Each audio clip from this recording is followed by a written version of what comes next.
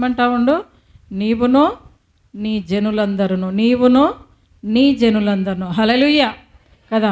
దేవుడు ఏర్పాటు ఎట్లా ఉంటుందంటే తన జనులు ఎవరు నశించడమో ఆయనకి ఇష్టం ఉండదు కదా. మనం సమస్య వచ్చినప్పుడు భయపడుతూ ఉంటాం. దాటడానికి ఆ సమస్యను మరి ముందుకు వెళ్ళడానికి మరి మనకి భయం కలుగజేస్తూ ఉంటుంది అపవాది. కానీ యెహోషువతో దేవుడు చెప్తా ఉన్నాడు, నీవును నీ జనులను చేయమంటా ఉండు, నేను ఇజ్రాయేలుకి ఇచ్చిన దేశము. దేవుడు మనకు ఏ దేశం ఇచ్చిండంట? ఏ దేశం ఇచ్చిండు? పాలు తేనెలు ప్రవహించు దేశానికి వెళ్ళడానికి మనందరము సిద్ధపడతాం. ఆనాడు మరి మోషేను కూడా అదే విధంగా నడిపించిండు. ఆ పాలు తేనెలు ప్రవహించే దేశానికి మరి ఇజ్రాయెల్ని తీసుకెళ్ళడానికి. మళ్ళీ సేమ్ మరి యెహోషువ కూడా అదే చెప్తా ఉండు, ఆ పాలు తేనెలు ప్రవహించే దేశానికి మీరు వెళ్ళాలి కదా, అక్కడికి నేను మిమ్మల్ని తీసుకెళ్తున్నా.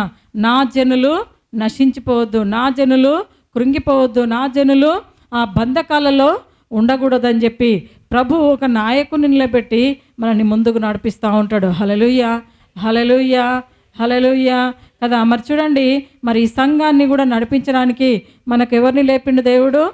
శామన్నని లేపిండు. హల్లెలూయా. ఎవరిని లేపిండు? నిన్న ఇక్కడ మీటింగ్ అయింది, శామన్న వచ్చినుండే. అసలు ఆ బ్రదర్ మన దగ్గర రాడు, శామన్న దగ్గరనే బలపడిండు. కానీ చాలా సంవత్సరాలు అయింది అన్న దగ్గర నుంచి బయటకు వచ్చేసి.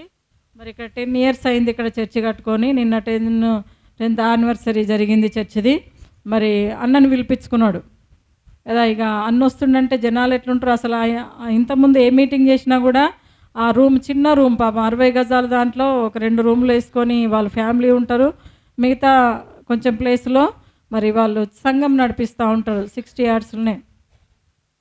కానీ ఎప్పుడైనా లోపలనే పెట్టుకునేవాడు. మరి ఈసారి మాత్రము మరి అన్న వస్తుండని చెప్పి నాకు మధ్యాహ్నమే ఫోన్ చేసిండు, సిస్టర్ ఎట్లా ఇద్దాం, మరి అన్న వస్తుండు కదా లోపల సరిపోదు ప్లేస్ అన్నప్పుడు, బయట ఇవ్వండి బ్రదర్, మరి అన్న వచ్చినప్పుడు ఎక్కువ జనాలు వస్తారని చెప్తే, సరే సిస్టర్ నేను చేస్తాను, 200 మెంబర్స్కి ఫుడ్ అంతా అరేంజ్ చేస్తాను, చైర్స్ కూడా వేస్తా, బయట స్టే చేస్తా, ఇటు రోడ్ అటు రోడ్ నుంచి వస్తారు కదా అని చెప్పిండు.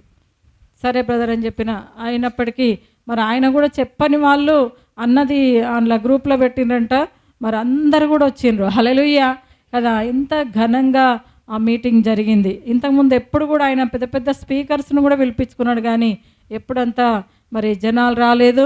మరి దేవుడు మరి అన్న ద్వారా మరి అక్కడ వచ్చిన వాళ్ళందరూ కూడా మరి అన్న గురించి చెప్తా ఉన్నారు. ఇలాంటి నాయకుడిని, ఇలాంటి బోధకుడిని, ఇలాంటి సేవకుడిని మేము ఎక్కడ కూడా చూడలేదు. చాలామంది పెద్ద పెద్ద సూట్లు వేసుకొని టైం మాకు ఇంతే ఉంది అని టైం పెడతా ఉంటారు వాళ్ళకి.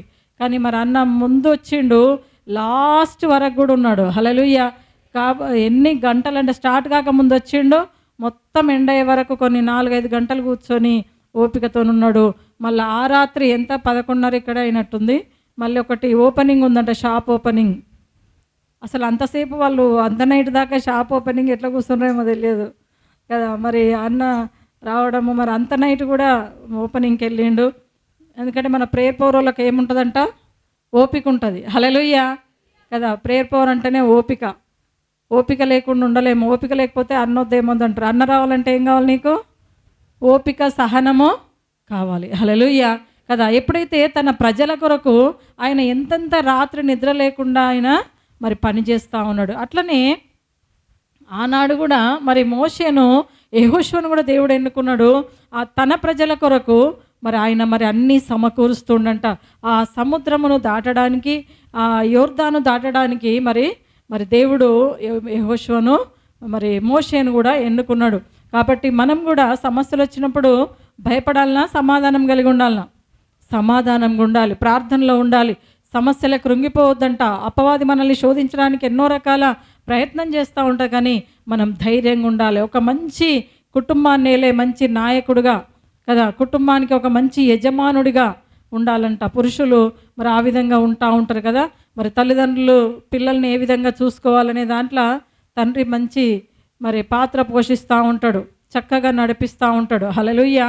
మరి తల్లి ఏం చేస్తూ ఉంది, మరి భర్తకి పిల్లలకు కూడా ఎలాంటి హాని కలగకుండా ఎప్పుడు మరి కాచి కాపాడుకుంటూ ఉంటుంది. హల్లెలూయా కదా. తల్లిదండ్రుల పాత్ర పిల్లల్ని పోషించడానికి ఎంతగానో ఉపయోగపడుతూ ఉంది. ఆ కుటుంబం ఆ విధంగా ఉన్నప్పుడు ఏమవుతుందంట, చక్కగా దేవునికి మహిమకరంగా ఆ కుటుంబం. అందుకే యెహోషువ అంటాడు, నేనును నా ఇంటి వారును యెహోవాను సేవించదమంటాడు. ఇంటివారంటే ఎవరు? ఇంటివారంటే ఎవరు? బ్రదర్స్ అంటారు, నా ఇంటామె ఇంకా రాలేదంటారు. ఇంటామె. హల్లెలూయా. ఇంటామంటే ఎవరు? భార్య. హల్లెలూయా కదా. మరి మనందరం కూడా అదే విధంగా చెప్పాలి. యెహోషువ ఎట్లయితే చెప్పిండో, నేనును నా ఇంటి వారును యెహోవాను సేవించదము, నేనును నా ఇంటి వారును యెహోవాను సేవించదు కదా. చాలా ఫ్యామిలీస్లలో మరి ఇంటి వారు అందరూ సేవించరు. ఇంటి వారు ఎవరైనా అందరు సేవిస్తుండ్రా? ఫ్యామిలీ ఇక్కడికి వచ్చిన వాళ్ళందరిలో మేమందరం ఇంటి వారు అందరం వచ్చినామని చెప్పి చేతులు ఎత్తండి. ఇంటి వాళ్ళందరూ వచ్చిన వాళ్ళు అంటే మిగతా వాళ్ళు ఎందుకు రాలేదు కదా. అదొక్కటి మనము నేర్చుకోవాలి. ప్రతి ఒక్కరం కూడా ఇంటి వారందరము దేవుని స్తుతించాలి, దేవునికి మహిమకరంగా జీవించాలి కదా. అపవాది మనల్ని శోధిస్తుంది కదా. ఒకరి వచ్చి ఒకరు రాకపోతే బాధ ఉంటుందా లేదా కదా. ఆ బ్లెస్సింగ్స్ అని దేవుడి నామంలో ఆయన మందిరానికి వచ్చినప్పుడు ఆశీర్వాదం దొరుకుతాయి కదా. ఆయన మందిరానికి వచ్చినప్పుడు దీవెనలు మనకు వస్తాయి. ఆయన పరిశుద్ధ దినమును ఆచరించినప్పుడు ఆయన కృప మన మీద ఉంటుంది. కాబట్టి ఆ కృప మనకు కావాలంటే నేనును నా ఇంటి వారును యెహోవాను సేవించాలి, ఆయన స్తుతించాలి, ఆయన నామాన్ని ఘనపరుస్తుండాలంట. హల్లెలూయా, హల్లెలూయా.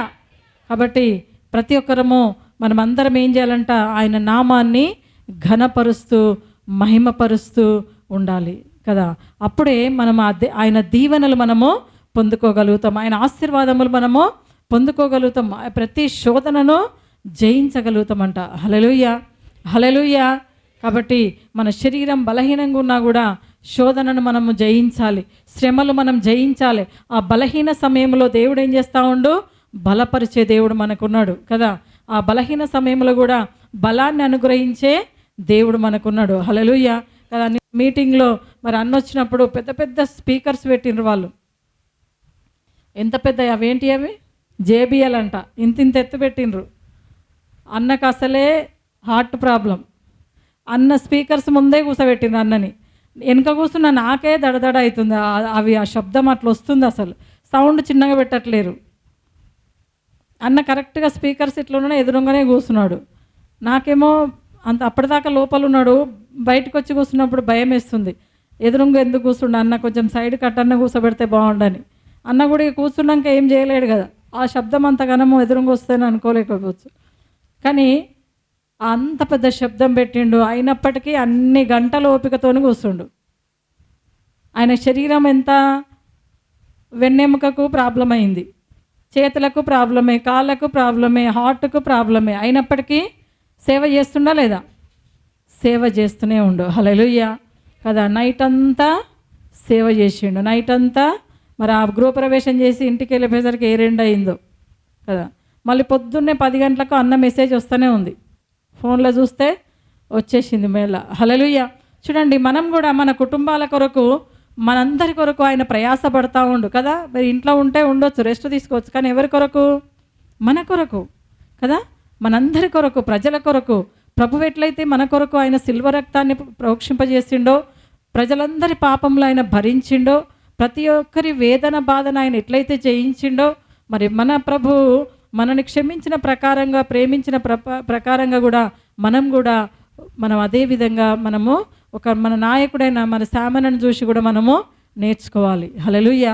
ప్రతి ఒక్కరు కూడా ఆయన యొక్క మరి దేవుని కృప ఏ విధంగా అయితే చాటిస్తున్నాడో మనం కూడా ప్రతి ఒక్కరము కుటుంబం అంతా ప్రార్థనలో ఉండాలి, విశ్వాసంతోనే మనం ఉండాలంట. హల్లెలూయా, హల్లెలూయా.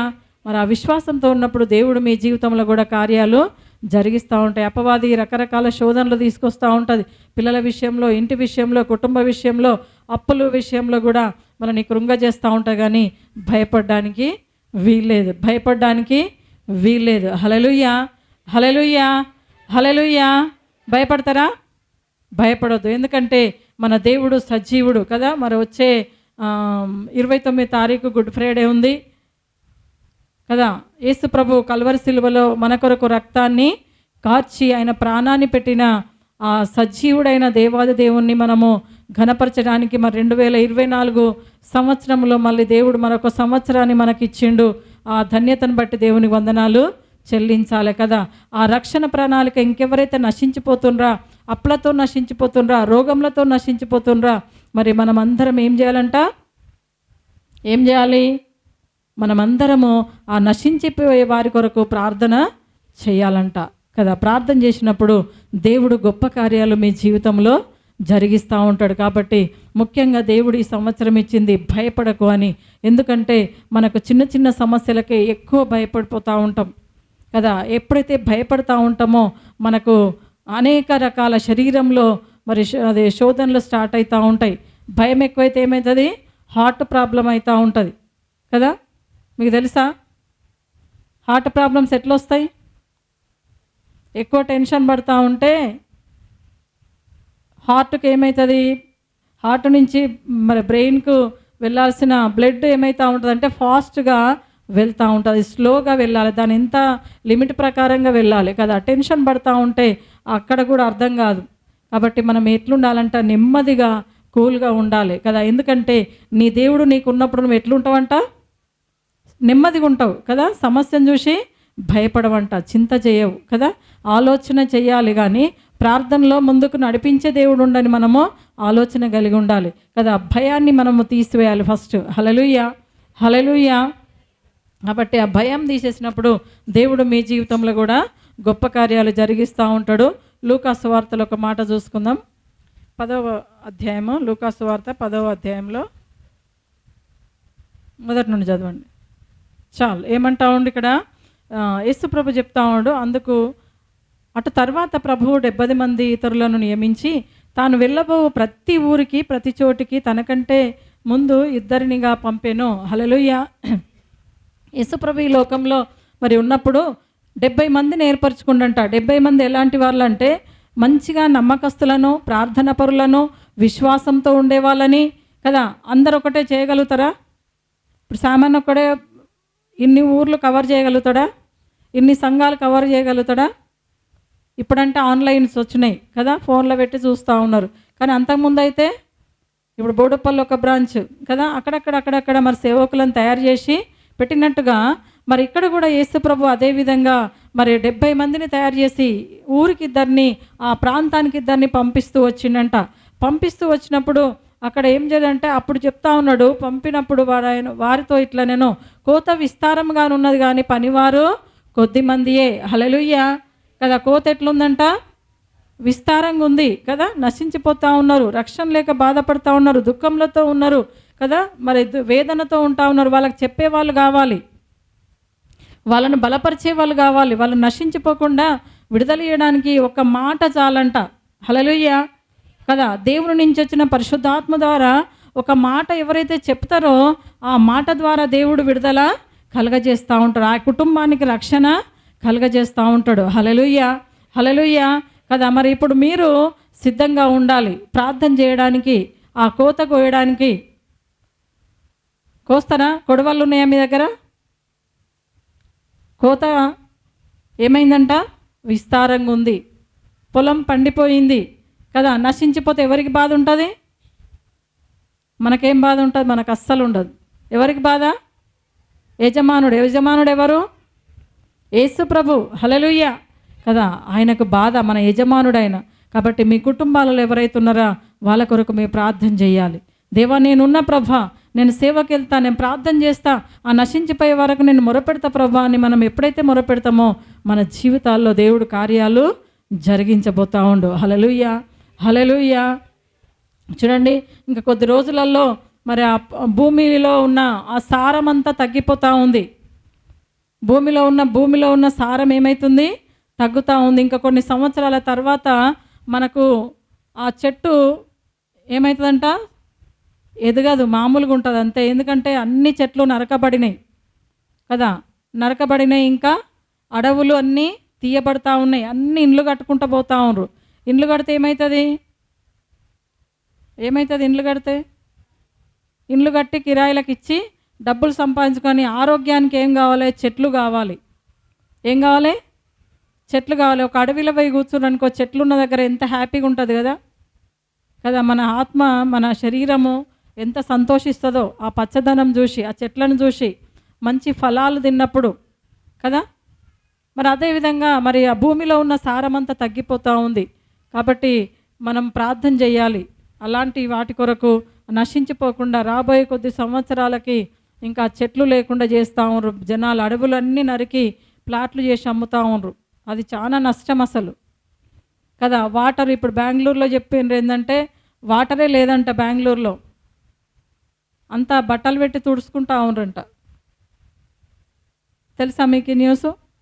అది పెద్ద సిటీ అసలు, చాలా హై, బాగా మంచి మంచి హై అది మంచి మంచి జాబ్స్ ఉన్న వాళ్ళే అక్కడికి పోతూ ఉంటారు కదా. మరి అక్కడ కొన్ని లక్షల జీతాలు ఉంటాయి వాళ్ళకి. పెద్ద పెద్ద ఐటీ కంపెనీస్ అన్నీ అక్కడే ఉన్నాయి. కానీ అక్కడ ఏం లేవు ఇప్పుడు, వాటర్ లేవు.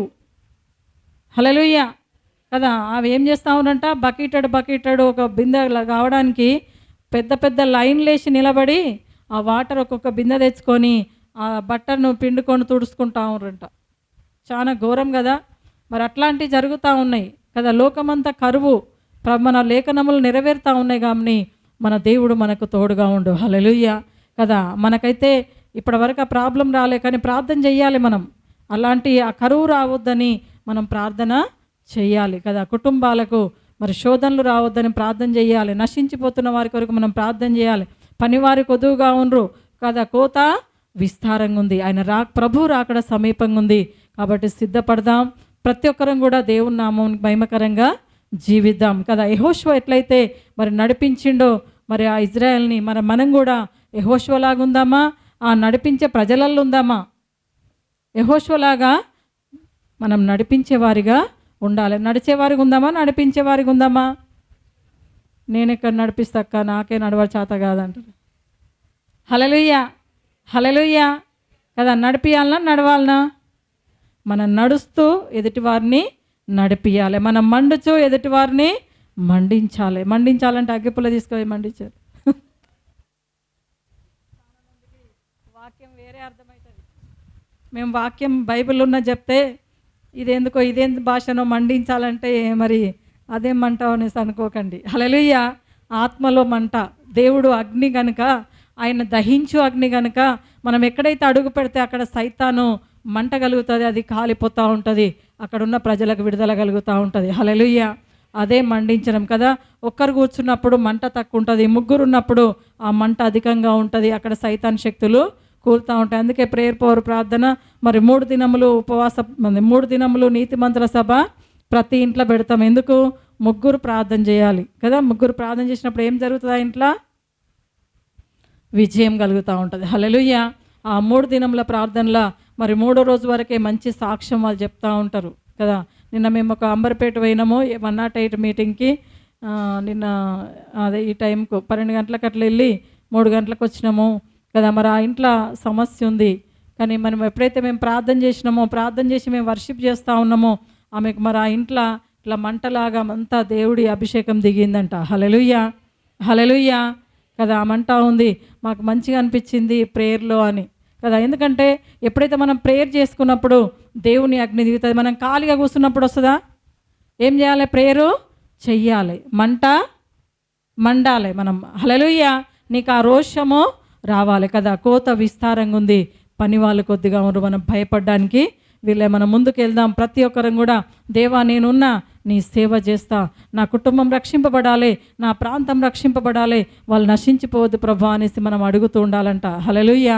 ఎప్పుడైతే అడిగినప్పుడు దేవుడు, అడుగుడి మీకు ఇయ్యబడును, వెదుకుడి మీకు దొరుకును. మీరు అడిగినప్పుడు దేవుడు తప్పకుండా ఆ వరాన్ని, ఆ కృపను దేవుడు మీకు అనుగ్రహిస్తాడు. హల్లెలూయా. ఆ భారం మనకు ఉండాలంట. ఏముండాలి? ఆ భారం మనకు ఉండాలి. మనం ప్రార్థన చేసుకోవాలి, కుటుంబం కొరకు, నీ కొరకు, ప్రాంతం కొరకు అడిగినప్పుడు దేవుడు కార్యం చేస్తాడు. చాలామంది ఈ బిజీ లైఫ్లో ఏం చేస్తూ ఉండరు? ప్రార్థన తక్కువ, గంట ప్రార్థన చేస్తే ఎక్కువ అయిపోతుంది. గంట చేస్తారు ఎవరన్నా? ఇక్కడ ఎంతమంది గంట ప్రార్థన చేసారు చెప్పండి?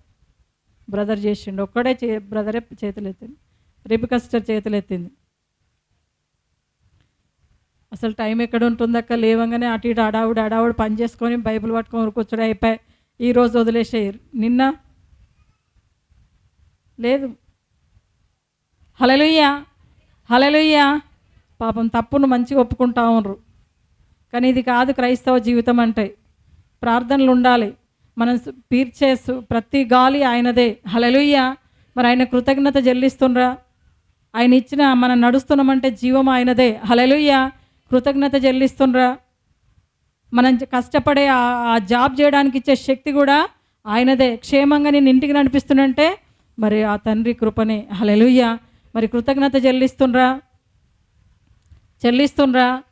కృతజ్ఞత చెల్లించడం అంటే ప్రార్థనలో గడపండి కదా. దేవునికి వందన తండ్రి, ఈ రోజంతా మాకు తోడై ఉన్నందుకు వందనాలు ప్రభా. మరి మమ్మల్ని మా కుటుంబాన్ని భద్రపరిచినందుకు వందనాలని చెప్పి మరి ప్రార్థన చేసుకోండి. మరి యెహోషువ ఎట్లయితే ప్రార్థన చేసిండో నేనును నా ఇంటి వారిని యెహోవాను సేవించే, మీరందరూ కూడా ప్రతి ఒక్కరం కూడా యెహోవాను సేవించాలి. ఆయన నామాన్ని ఘనపరుస్తుండాలి. ఆయన కృప మన మీద ఉంటా ఉంది. హల్లెలూయా, హల్లెలూయా, హల్లెలూయా. దేవుడు మీ జీవితంలో గొప్ప కార్యాలు జరిగించునుగాక. ఇంకా దేవుడు మరి ఎలాంటి సమస్యలు ఉన్నాయి, ఈరోజు ఎలాంటి అప్పులున్నా, ఎలాంటి బాధలున్నా, ఇరుకులున్నా కూడా ఆయన సన్నిధికి మనం వచ్చినాము. ఆయన సన్నిధిలో ఒప్పుకొని మరి ఆయన సన్నిధిలో మొరపెడదాం. దేవుడికి తప్పకుండా కార్యాలు జరిగిస్తాడు. ఆయన దగ్గరికి వచ్చినామంటే మనకి ఏం కావాలని? సమాధానం కావాలని, ఆ జవాబు కావాలని, ఆ సంతోషం మనకు రావాలని మనం ఆయన సన్నిధిలో మరి అడుగుపెట్టినాం కనుక దేవుడు అంటా ఉండు, ఈరోజు మీకు ఆనాడు యెహోషువకు ఎట్లయితే తోడైనాడో మీకు కూడా దేవుడు తోడుగా ఉండి నడిపించునుగాక. మీరు వెళ్ళే మార్గం చక్కగా ఉండాలంట కదా. మీరు వెళ్ళే మార్గం ఎట్లుండాలంట? చక్కగా, మరి తొట్టిల్లకుండా, మరి వర్ధిల్లి ప్రకారంగా ఉండాలి. వర్ధిల్లాలి. మన మార్గంలో మనము వర్ధిల్లుతూ ముందుకు వెళ్ళాలంట. హల్లెలూయా కదా. మనం ఆశీర్వదింపబడుతూ ముందుకు వెళ్ళాలి. మీరు, మీ కుటుంబము, మీ పిల్లలు ఆశీర్వదింపబడాలంటే దేవుని మాటలు చక్కగా వినాలి, శ్రద్ధగా వినాలి. వాటి ప్రకారం మనము మరి కుడికి కానీ ఎడమ కానీ తొలగకుండా ధైర్యంతో ముందుకు వెళ్ళాలంట. హల్లెలూయా, హల్లెలూయా. ధైర్యంగా ఉండాలనా? భయపడుతూ ఉండాలనా? ధైర్యంగా ఉండాలి మొదటిది. ఒకటి ఇంకా భయపడకుండా ఉండాలి. ఇంకొకటి ప్రార్థనలో గడపాలి కదా.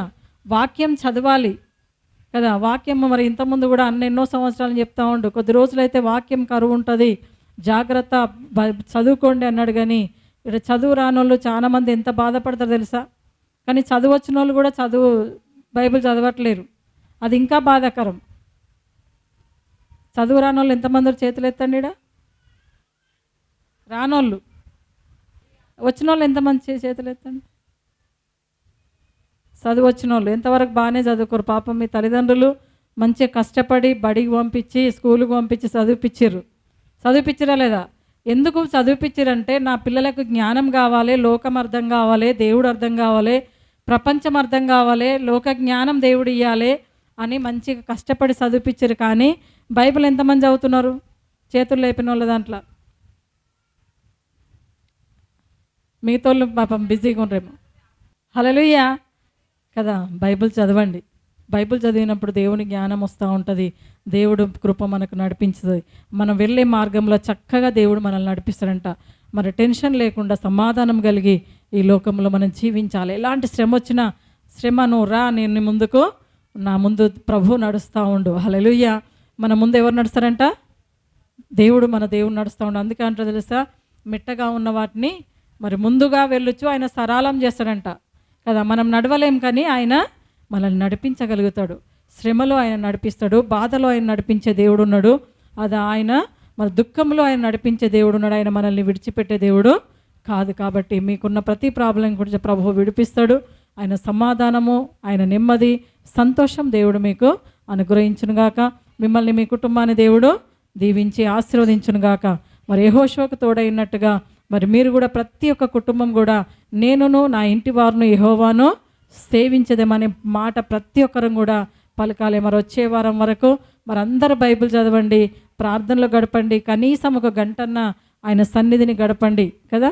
ఆయన సన్నిధిని గడిపినప్పుడు దేవుడు మనకు కావలసిన ఆత్మ నడిపింపు, కుటుంబాన్ని ఏ విధంగా నడిపించుకోవాలి, పిల్లల్ని ఏ విధంగా పోషించుకోవాలి, ఈ లోకంలో ఎలావి ఉండాలి అని దేవుడు మనకు నేర్పిస్తూ ఉంటాడు. హల్లెలూయా, హల్లెలూయా కదా. మొదటిది ఏంటిది?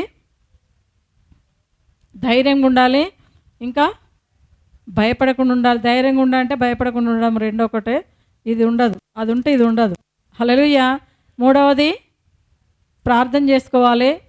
4వది బైబిల్ చదువుకోవాలి కదా. క్రైస్తవ జీవితం ఆయన బిడ్డలమై ఉన్నప్పుడు మనం తప్పకుండా బైబిల్ చదవాలి, ప్రార్థనలో ఉండాలి. అప్పుడు మీ సమస్యలు ఇట్లా ఏమైతే అంట దేవుడు తీసివేస్తాడు. ఆ ప్రభు ముందుగా ఉండి మీకు నడిపిస్తాడు. మీ కొరకు, మీ కుటుంబాల కొరకు మీరు ప్రార్థన చేయండి, దేవుడిని అడగండి, దేవుడు కార్యాలు జరిగిస్తాడు. దేవుడు మాటలు దీవించును గాక. ఆమేన్.